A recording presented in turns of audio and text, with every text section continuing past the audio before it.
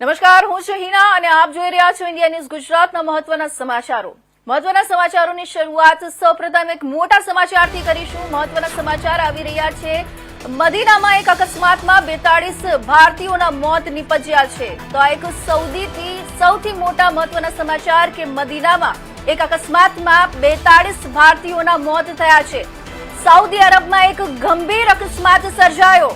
ઉમરાહ માટે ગયેલા 42 ભારતીયોના મોત.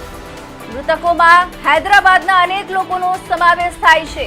તો આ એક સૌથી મોટા મહત્વના સમાચાર કે મદીનામાં એક અકસ્માતમાં 42 ભારતીયોના મોત નીપજ્યા છે. સાઉદી અરબમાં એક ગંભીર અકસ્માત સર્જાયો છે. ઉમરાહ કરવા માટે ગયેલા 42 ભારતીયોના મોત નીપજ્યા હોવાના સમાચાર પ્રાપ્ત થઈ રહ્યા છે. મૃતકોમાં હૈદરાબાદના અનેક લોકોનો સમાવેશ થાય છે.